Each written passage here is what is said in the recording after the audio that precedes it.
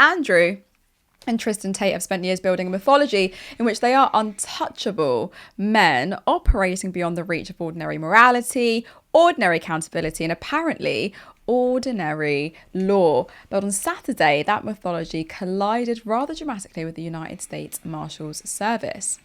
The Tate brothers were arrested in the US as further UK charges take the total to 59. Can we actually just reflect on the fact that there was 59 charges against these boys? Men. The brothers were arrested in Miami after British authorities brought 38 further criminal charges against them and requested their extradition to the UK, bringing the total number of British charges they faced to 59.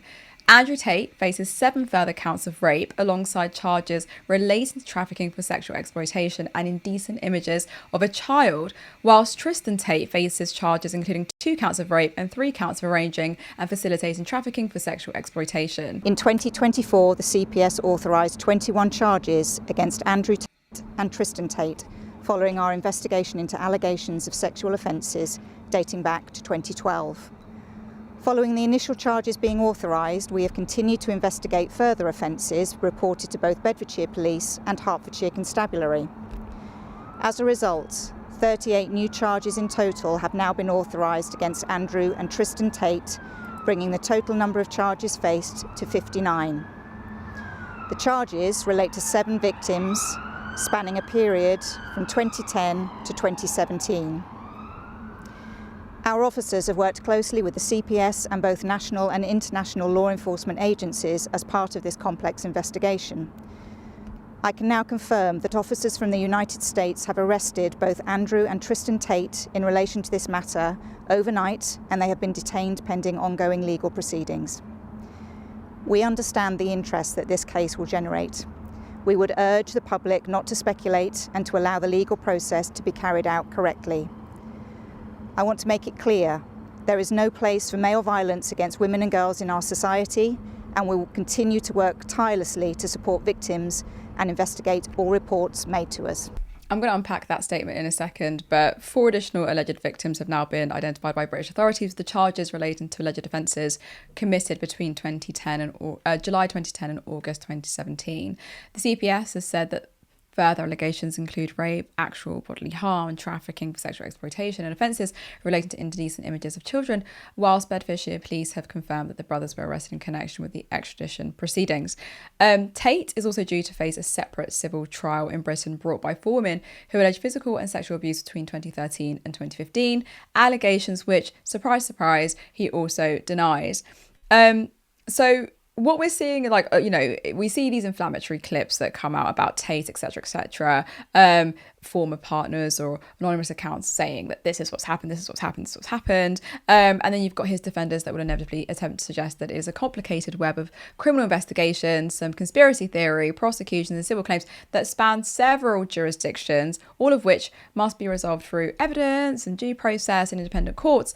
But with this statement from the Bedfordshire Police that I just want to unpack, it says that officers from their major crime unit have been working closely with the CPS, etc. The one that I want to focus on the most is that they don't want the public to speculate, like we saw in the video, but it's this last part.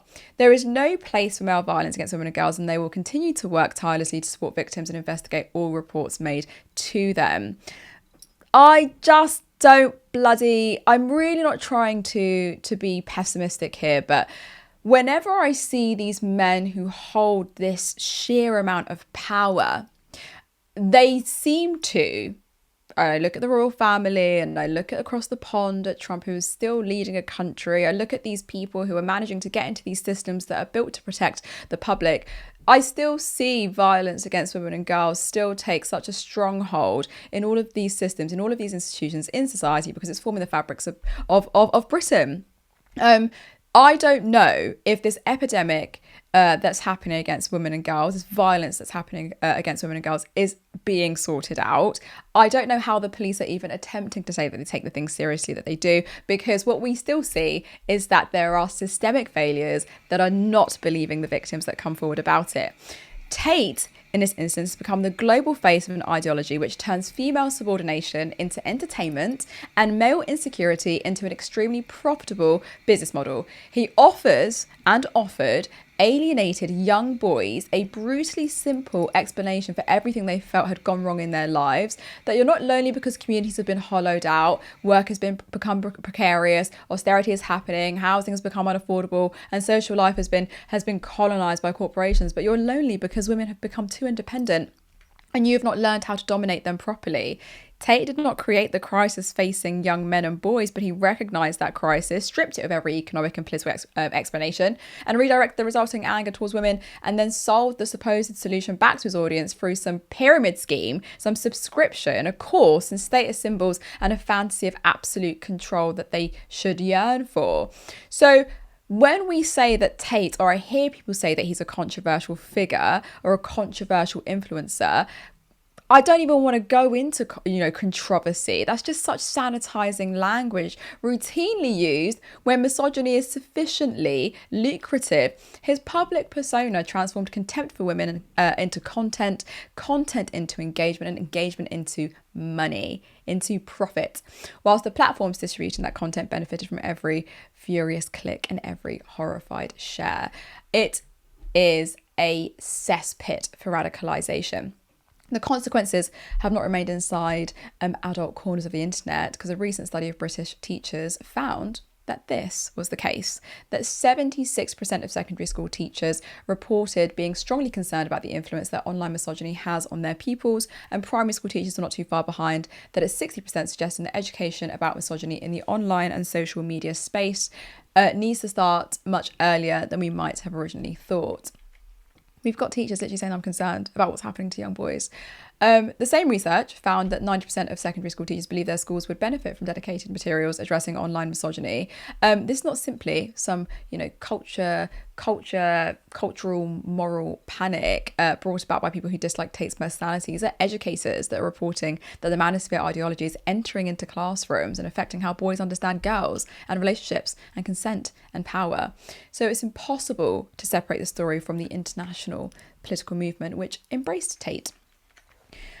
We've got here, when Romanian prosecutors permitted the brothers to travel to America in February 2025, Reuters reported that Washington had pressed Bucharest to return their passports and allow them to travel, although US and Romanian officials denied that pressure had been applied to drop the Romanian case. It's insane, right? The politics around it, the intervention that should have happened but didn't happen. It's wild.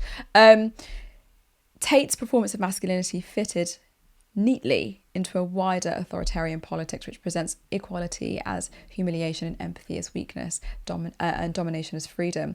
So the real question is, what happens to the political market that Tate cultivated if one quote-unquote influencer disappears? The insecurity, the isolation and economic powerlessness he exploited will not disappear with him, because there will always be another Tate, another grifter, who will arrive to offer young men the same counterfeit remedy. So it's about unpacking that and how we can try and mitigate that from happening. I want to go to Curtis. Curtis, what do you think? Do these arrests puncture Andrew Tate's carefully constructed image of being invincible, or will the manosphere simply transform legal accountability into another conspiracy narrative and present him as this political martyr? I think the second point, you're right. Look, when you look at the Andrew Tates of the world and the manosphere, there is a slight decline in popularity on certain figures. Andrew Tate isn't dominating the social media narratives as much, and Fresh and Fit and HS TikTok and all these other people. So in a way, you could look at this and think, are they collapsing? Is the manosphere falling? Because in one sense, less people are talking about these figures, which could be encouraging. But rather than a movement collapsing, I think they just splinter, because the manosphere as a whole isn't one thing. The way in which we understand it is, oh, it's just a bunch of online misogynists, and they are influencing young boys to become misogynist. Now, of course, that is a thrust of the manosphere, but there's so many different layers to what the movement is. It comes from fitness movements, it comes from self-improvement, it comes from increasing wealth. You've got a new thread of the manosphere, which is looks maxing, which is, I think it's Claviclia, whatever his name is one of the proponents of looks maxing, in which online incel movements encourage people to literally hammer their jaw to make their jaw look bigger, right? And, looks maxing is becoming prominent in popular memes, even if you don't subscribe to the manosphere ideology. I think people, I don't know if anyone's seen the meme, which is like China does nothing and wins, and it's got a picture of their president with like a massive jaw. Or I've seen people do it to Keir Starmer. I mean, he's never had a political win in his life, right? But like that sort of thing is filtering into the mainstream memification of our media. Um, but I think that it's splintering because I don't think it's true that Andrew Tate is as popular. I think the scandals, of course, isn't helping him. I also think that the counter movement, which is, in my opinion, you could probably prescribe to woke 2.0, which is to endlessly take the piss out of these people. Andrew Tate, who's supposed to be this really man's man kind of guy, dresses very feminine. Now, there's nothing wrong with dressing feminine, but there is something wrong with there is something really, really wrong dressing when something doesn't fit properly. Right? I am very passionate about wearing things that fit you. Okay, you can wear women's clothing as a man, but wear your drip and style. He's wearing shirts that are too small for him and trousers that are too short for him. That's not how you wear clothes, right? None of these rich people know how to wear a suit. The suit, it's sort of coming over the shoulder. The corners of their suit is coming over the shoulder. They don't know how to dress properly. So I do think like the endless taking the piss out of people like Andrew Tate is taking that power away. Kind of same like to Donald Trump, positing this man and these people as scary and dangerous, whilst they are, gives them power, but taking the piss out of them really takes away the power. So I think the individual actors in this game, i.e., Andrew Tate, and those that featured in Louis Theroux's documentary, I do think are losing support. And I think part of it is because they are actually seen as what they are, losers. Not scary, but really cool people who just say it as it is, but actually really, really pathetic dweebs, and that doesn't help them. But again, the movement does splinter. Whilst I do personally foresee potentially the thrust of the manosphere breaking, I don't think it's going to be the end of misogyny, of course. In fact, misogynistic attitudes are spreading.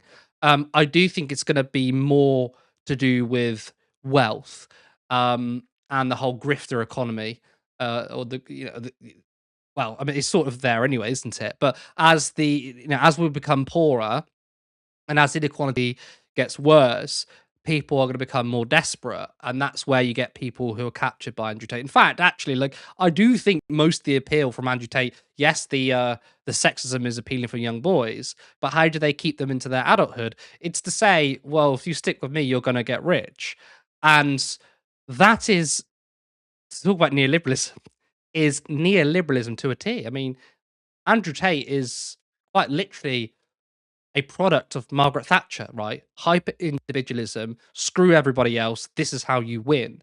It's about making winners and losers. And the sad thing about neoliberal capitalism is that it constantly reinvents itself. Going back to those that attacked Andy Burnham for bringing up Margaret Thatcher, and they say, "Oh my God, that was 50 years ago." But that's the point, though, because nothing's really changed, and neoliberal capitalism has constantly reinvented itself. Then yes, it doesn't matter if Margaret Thatcher was 200 years ago. That's the source of the thrust of our problems because no one's done anything about it. And neoliberal capitalism will continue to evolve and become far more poisonous and far worse. So, whilst I do think certain actors like Andrew Tate are falling by the waysides, um, I think the manosphere movement is going to splinter off into even more groups, and we don't know where that ends up. It's going to poison women. I think the femisphere. I think they call it the femicels. They call it. Obviously, not as prominent, but I can see that becoming an issue because women are not allergic to neoliberalism.